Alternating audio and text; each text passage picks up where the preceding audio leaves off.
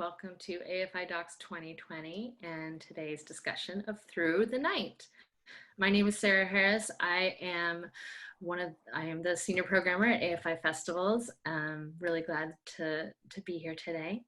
I want to thank all of our supporters of the festival, including our presenting sponsor, AT&T, our AFI members, and you, our viewer, for watching. So today, we're here with some special guests to talk about Through the Night, which was a world premiere at Tribeca earlier this spring, and we're honored to be showcasing at AFI DOCS this year. It's a really intimate portrait and gives voice to those who are often overlooked, generally overlooked, which is a shame. And I think given the current pandemic, have become an even more urgent conversation for their essential work. So we're here today with the director of Through the Night, Loira Limbal, and the film participants, Deloris Hogan and Patrick Hogan. Thanks for being here, y'all. Thank you. Thank you for having us. So I'm going to start us off with a question that's pretty basic, but Loira, tell us how you met Patrick and Delores. Sure. Good afternoon, everyone, or whenever you watch this. Hello. Afternoon, yeah. Yes. So I met Nunu and Patrick about 4 years ago. It was in the spring 2016 after having read an article that featured their daycare and talked about some of the issues that we cover in the film. And when I read the article, I was immediately drawn into their stories because while I was growing up, my mother was a home health aide and also worked the night shift. And I immediately, so as I was reading their stories, I immediately sort of thought about my own experience as a child, my mother's experience raising us and trying to care for us. And so I became sort of really interested in thinking about making a film about this. Yeah, I mean, that's amazing.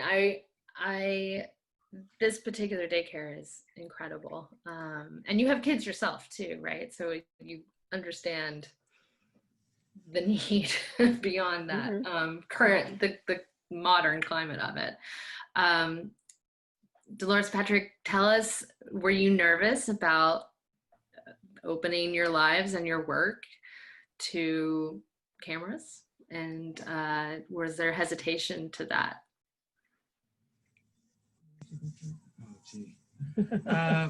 Not so much as nervousness, because we've already went through the newspaper article that I call it LL, so I don't mess up Loira's name. So I say the newspaper article that she was referring to. So we went through that for, I think, several months, I guess it was, and a photographer.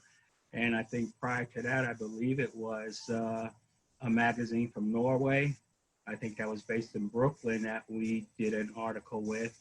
And I had done, and I'm not quite sure of the time frame, but I think it was prior to that also, I did a interview with NPR Radio that I did from my home. So it was something we were used to. I'll be perfectly honest, when Nunu approached me with it, at first I was like, oh no, not again. You know, it's just, you know, because we're not, I guess I could say, limelight people, so to speak. You know, we don't need the accolades or applause, so to speak. We just, you know, we do the work, and we appreciate what we do by the children that we raise up and how they continue to come back to us and their families and trust them with us. So, but at the same time, we know it's important, and we can take this off now, to highlight what we do also. So the world, so to speak, can see exactly what childcare has and what it evolved from the simple, you know, babysitters hashtag, so to speak. So, and it turned out to be excellent, though. Okay. Anything you want to, were you hesitant? Well, for me, I just got, when Lorna came, the first time it was okay, But when Lorna came out and she came and sat to sit down and talk to me, she made me feel really comfortable. Mm-hmm. The point that I said, okay, this is something that I want to do.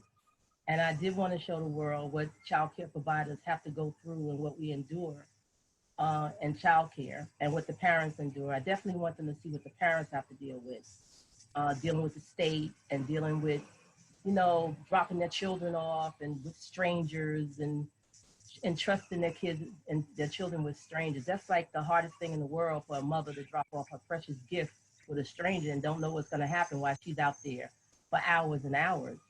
So I did want them to see what, you know, what childcare and what this was all about. So. Yeah. Loira, how did you go about earning their trust and perhaps maybe even earning the trust of the families that, you know, whose kids are in their care? Was that a struggle? Was that a fairly easy process? I don't know. Tell us a little bit more about working through that.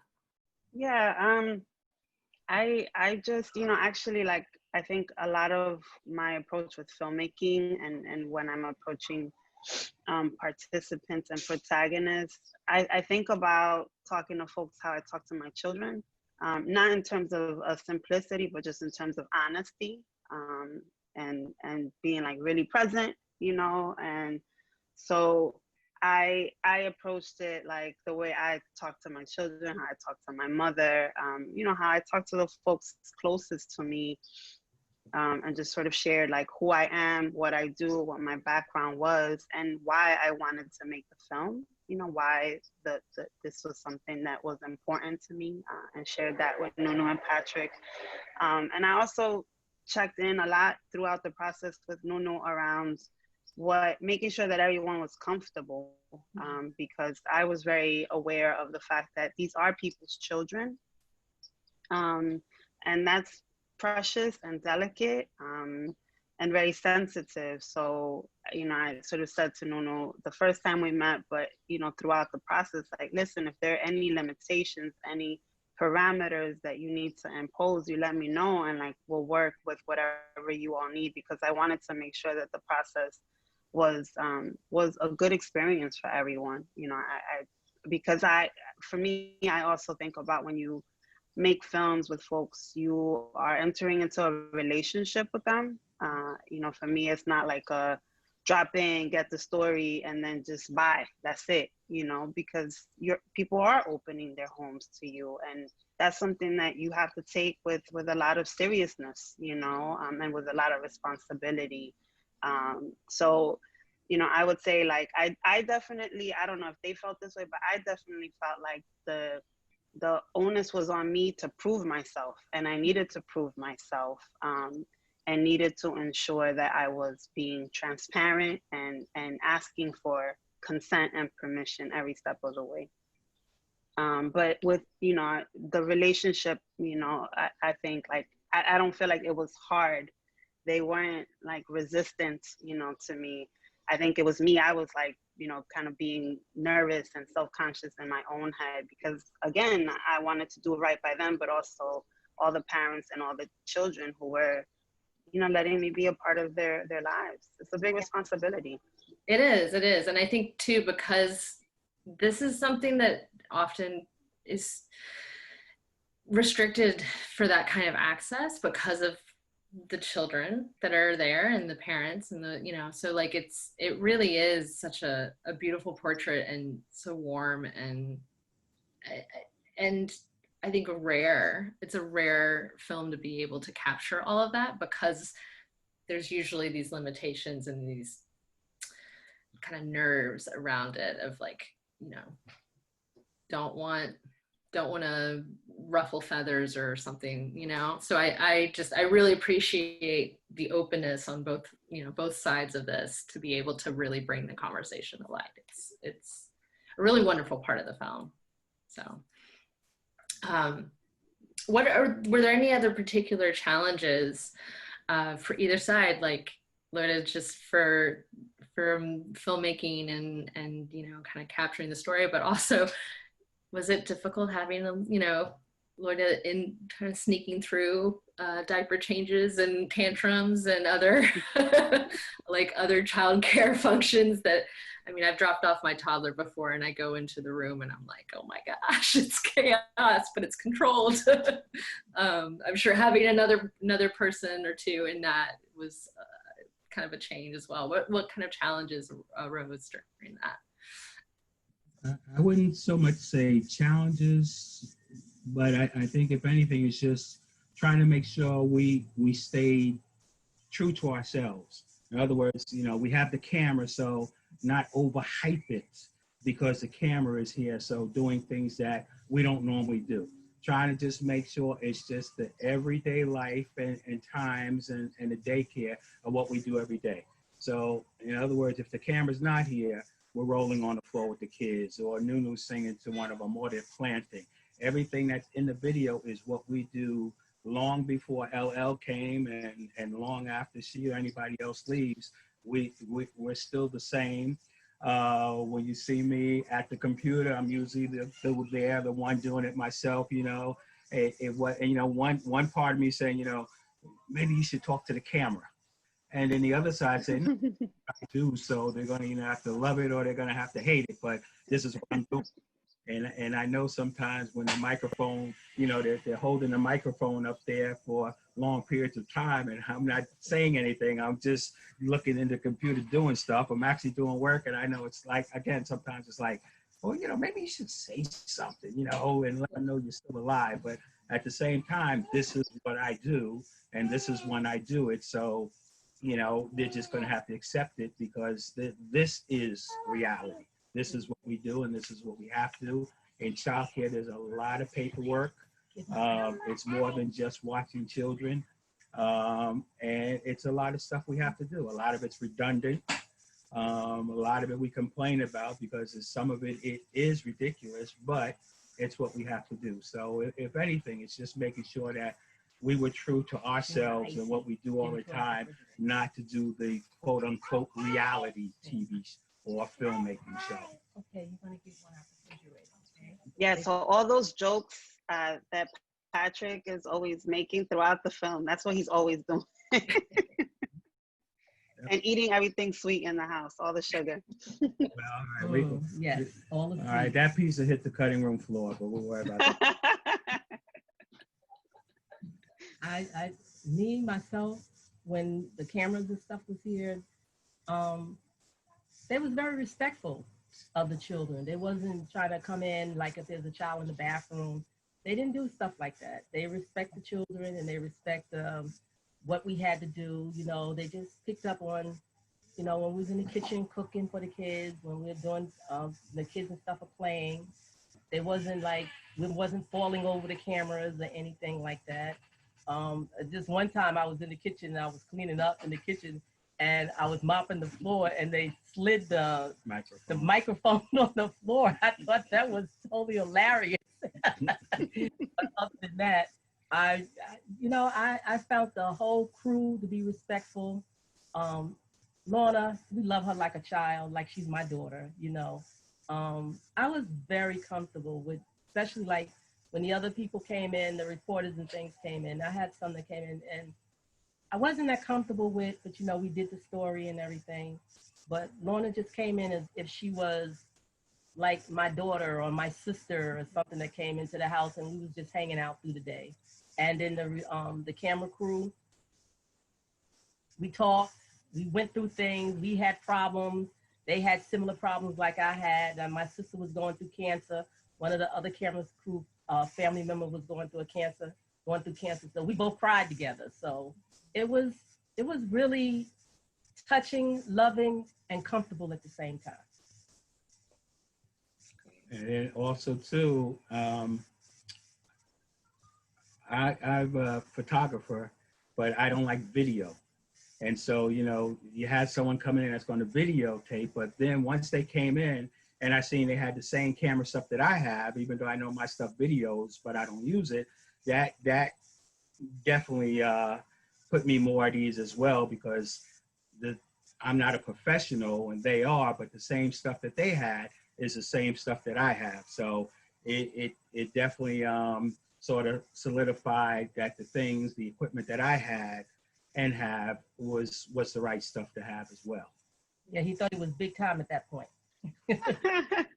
Yeah, all those beautiful pictures you see throughout the film and throughout the house, that's all of Patrick's photography work over the years. It's a really beautiful archive that Patrick has built.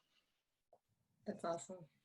Well, I kind of want to talk, segue into the actual issue itself, which, like I mentioned earlier, has a kind of resurgence of urgency because it was already an issue before.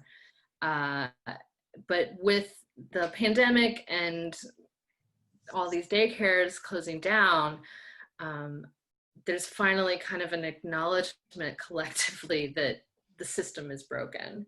And I know that I've been working from home since March with a toddler. I understand. I'm having these conversations with our daycare about how they're going to open, how they're trying to survive financially, and it's a lot. It's a lot across all parties involved. But I think one thing I wanted to kind of bring up is I don't know if maybe you're hearing something different, but it seems as though there's a lot of talk about opening the economy, but not a lot of talk about how that economy is going to open with childcare or, with this kind of underneath layer of small business that has all these other restrictions on it and are financially unstable because they're not publicly funded like a K through 12. So I mean, I don't know, do you feel like you're hearing something different than I am in California, I guess?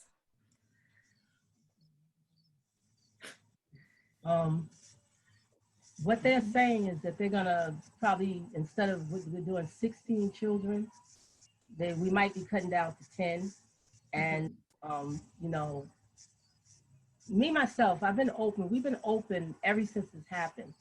And so far the parents been coming in and nobody had anything, and we check temperatures, we wear the mask, we wear the gloves, we keep everything clean. But this was going on way before. Way before I call it C-19 happened. But to me, they turn in certain things into things that just doesn't make any sense. If you have a provider that's been doing things throughout their life and know how to do certain things, taking care of children, keeping the house clean, keeping the kids clean, making sure parents that come in and out, that they're not, the kids are not sick and you're not taking in sick children and stuff. We don't want to have parents stay home from work. But if the child is sick, we can't bring a sick child in.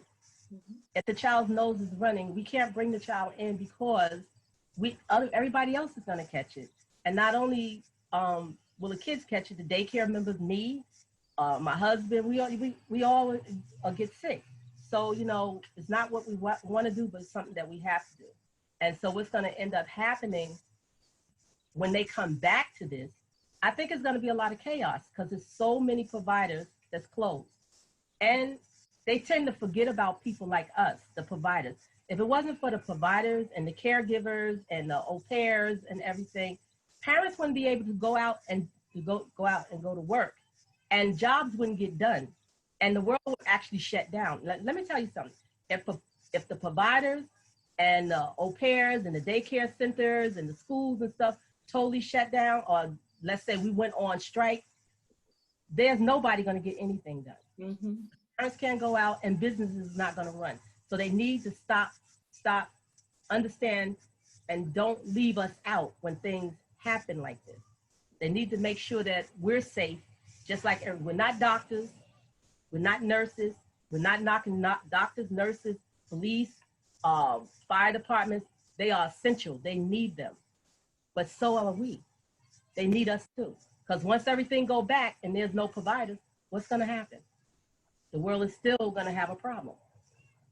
That's a lot of what my question, like, I really don't know how we're going to come out of this if there's no support for the supporters, the people, like, it's to me, it seems like those are tied together, and one part of the conversation just is forgotten about. Loida, do you seem like you want to? Yeah, no, yeah, I would like to add that there's this quote, I forget exactly what it is, but it's something like along the lines of, there are only 4 types of people in the world: those who need care, those who will need care, those who have been caregivers, or those who will be caregivers.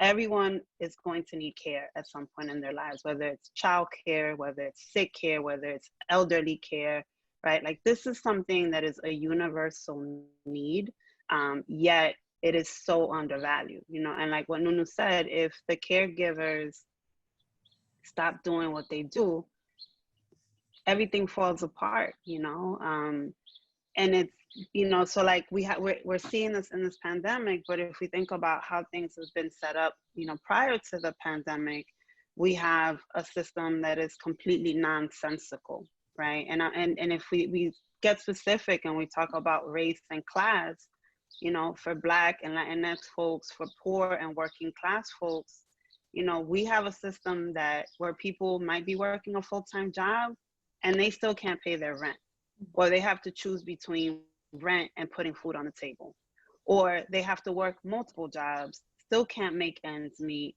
but then don't have health insurance. Like why is that okay? Why do we have a world in which people are working and overworking and still cannot meet their basic needs? So that you have that on the one hand. Then on the other hand, we don't value the caregivers and the providers, right? And so they barely can also meet their needs. That's the other part of the equation. The state, the government, all of this work is really, really underpaid, right? And so providers are operating on really thin margins. And so when something like this happens, they don't have the bandwidth to weather this kind of crisis, right? And so it's like on both ends, working people can't meet their basic needs, and providers are like doing a crazy juggling act to also make it work, and so it really doesn't work for anyone. And it's okay, and we act like it's not a problem, because the impact, the burden is mostly shouldered by communities of color, and by poor folks and by working class folks who we, in the society simply don't value and don't respect in the ways that we should, and so this is pre-pandemic. Now you pull this into this pandemic moment, and all of a sudden everyone's like, oh my God, now, people are essential workers, all these things. And that's great. That's wonderful. You're seeing it, but what are we gonna do? There's all this new information, there's all this new reporting, there's all these new statistics, but what are we gonna do? What are we collectively going to stand for or not stand for? What are we gonna fight for? That's, I think, the real question. We have the information now. We can't pretend like we don't know. Even if you didn't know before because it wasn't your reality, or you chose to ignore it, you never maybe thought about where the woman who is doing whatever service for you is leaving her kids. But now you're thinking about it, right? You're thinking about your own kids. So then how do we connect these dots, and what do we do now and moving forward? Those are sort of the questions that I would want audiences to really think about when they watch the film. Yeah. And so tell us, let's talk about a couple of concrete ways to help that. I know that there's obviously the funding part of the system is an issue, and it's across the board on various states and how they operate. But what are some actions we can take in our own communities that you recommend to help these supporters, to support them back? Well, we continue to lobby our legislators, letting them, even the ones that want to come in and see what's going on. And some of them also have children that they probably do have in daycare as well. But to help them understand, we have, especially in New York, we have a provider union. which is called Voice, at least outside of New York City. New York City, their union deals with the United Federations of Teachers, but outside of New York City, for the rest of New York State, it's Voice, which is the voice of organized independent childcare educators, and which is a childcare provider union. So we've had that since I think 04, 07. Well, I think We start fighting for it. yeah, 04, and I think at the time the Governor Spitzer signed it, the executive order in 07, if I'm correct.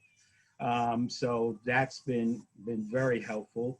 I would also say that even though we are severely underpaid, Westchester County, when this pandemic hit, went to the state and OCFS, which is Office of Children and Family Services, and requested waivers, which is that for all we have children that are subsidized, a family that's subsidized, and private pay parents. But for the subsidized parents, that whether because of the pandemic, they're not able to work, but we were still being paid for their children. So they were supporting, as we're talking about now, supporting childcare families, and the providers by continuing to pay us, even though some of their children weren't coming because of the pandemic. So some parents had what they call parent fees, and they waived the parent fees, meaning the state picked up their parent fees. So while there's still a long way to go, at least in Westchester County, the child care subsidy, Westchester County, and OCFS, the state, definitely tried to help financially anyway with the providers and the families by again continuing to pay, which was through special waivers to continue to pay. And we definitely have to say that and appreciate that. We definitely have to say it and appreciate it, but we also have to say this: our private parents, we lost. That's like 60% of our pay. So in the sense of that, we still have because we're still open, I still have to pay my teachers, and that's a loss. And something we're going through, different parts of our money and stuff to make sure that they get paid. Because I don't want them to lose a job because of what's going on, because they still got to take care of their families and take care and do what they have to do. We do appreciate what the OCF did with the paying for the children that's on the child care subsidy, but the parents that we had here that was paying out of pocket, we lost them. And that was a big part of the money also.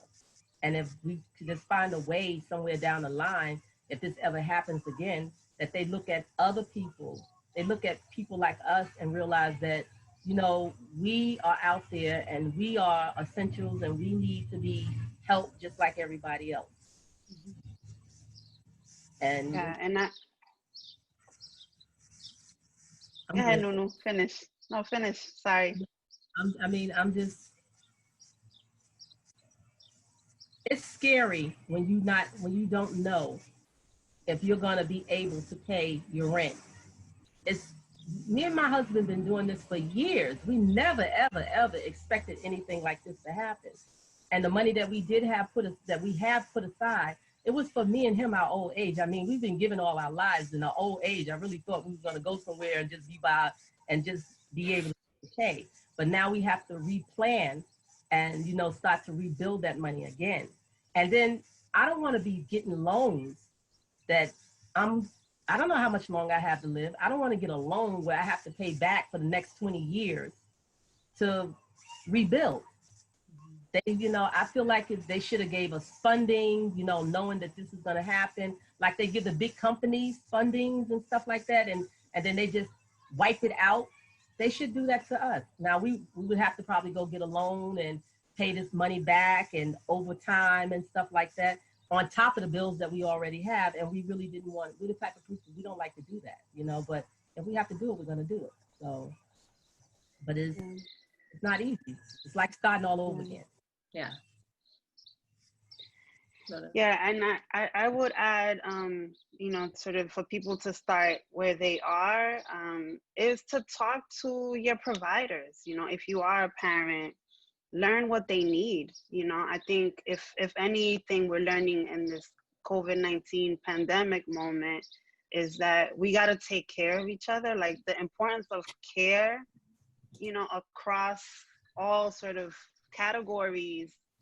If nothing else, like let us learn that lesson, you know, and at least like in places like New York where we have, you know, everybody's busy, everybody's hustling, moving fast, you know, this sort of connection and care between folks gets lost, you know, and we keep thinking that that's progress somehow, you know, but we're like increasingly disconnected from the people that, you know, we depend on most, you know. So, you know, one is just like talk to the people in your community who you know are the most impacted people by this situation. Make it your business to connect with them, hear their stories, and see, you know, whatever ways, whatever access you have or whatever privilege you have, you can use to be in service of others. Like make that your business as a person, you know. So for viewers that are watching this wondering what you do and where you start, it's like make that your business, you know, to be informed and to feel like you are responsible for not just your immediate family, but for your neighbors and your community members and the people that work in your community that keep it moving along. So that would be, you know, one thing I would say. The other thing is that we actually have launched a fundraiser that we're calling the Essential Care Fundraiser. And all the information is available on the film's website and also on GoFundMe. So on GoFundMe, it's just the Essential Care Fundraiser. And then the website is throughthenightfilm.com. And part of the idea with the fundraiser is that, like what Nunu is saying, they're not going to tell you this, but I know that they're doing this. They're moving mountains right now to provide for all kinds of needs that families in their community have. And also being a support system to other providers who are currently open and trying to navigate, you know, this really intense and difficult time. And also being a support for providers who have had to close. Like they're taking care of a lot of people right now, right? Like beyond the children that are in their care. And, you know, part of the thinking for us is that they're the experts. The policymakers actually don't know, they don't get it, because they're not most impacted, right? But they've been providing the needs that our society, right? Like they're essentially the social safety net that the government should provide for working families. That's Nunu and Patrick in their community. So they're the experts, you know, we should give them the resources and follow their leadership. And so the fundraiser is at once to raise immediate funds to help support daycares in the New York area. The money will be distributed and decisions will be made by a committee of providers and parents, again, to lift up their leadership, but also for us collectively to think about the folks who do the work as not just the people that do the work, but the people that have the answers. Like, I'm like, let Nunu and Patrick figure this out for us. They know what the answers are, you know, so like, let's put our faith in them. Let's give them the resources. Let's let them lead and follow their lead, because the people who are in leadership don't have a clue. And they, you know, oftentimes don't care. They don't care about the most vulnerable people in our communities. So that's another thing, which is both like you could donate, you know, but also in terms of like what our imagination is and who we think of as leaders. There's an opportunity for us to expand that in this moment. And then on a national scale, there's a lot of different organizations doing work as well. There's groups like Caring Across Generations, which is actually working to build a sort of a universal fund or pool of monies that families can access for all kinds of care, and making that, you know, into sort of building that into our conversations about social safety nets. You know, they talk a lot about like the sandwich generation, of like people who are at an age where they have young children, but then they also have elderly parents or sick parents that they're caring for, and like the stress and the strain and the burden that puts on people, that it's like you could have done everything right in your life, you know, gone to all the right schools, gotten all the right degrees, have all the right jobs, have saved, have done your 401k, your 403b, but you end up in that situation and everything falls apart because the cost and the strain of providing that kind of care again falls on individual people as opposed to being provided by our government, you know. And I think the last thing I would say is that, you know, for me, this film is a way to honor the work that Nunu and Patrick and many caregivers across the country do, and to celebrate them and to lift them up and to thank them. But I also don't mean it to be a way for us to be let off the collective hook. You know, they do all of this, but it's unfair that we expect individuals to carry all that weight. That's a collective weight. Caregiving should be a collective responsibility. Totally. That's great. I want to leave it there because that is, we have a lot of work to do collectively in our communities. And I am so grateful for this opportunity to talk about it. And I really hope that, like you said, this is an opportunity for us to change it. So I hope that those watching will take action as well. So we're gonna have to wrap it up, but thank you all of you for being here today and for this lovely film, for this empowering film, and for leading the way on this conversation. So that's it for us today. Please check out other films at AFI DOCS, docs.afi.com, sorry, throughout the rest of the day. And thanks and enjoy the films. Thank you. Thank you for having us. Can I just say one thing? I just want to say thanks to all the parents that bring your children to daycare. Thank you, because if it wasn't for the parents, there wouldn't be daycare. Thank you for entrusting us with your God's gift. Thank you.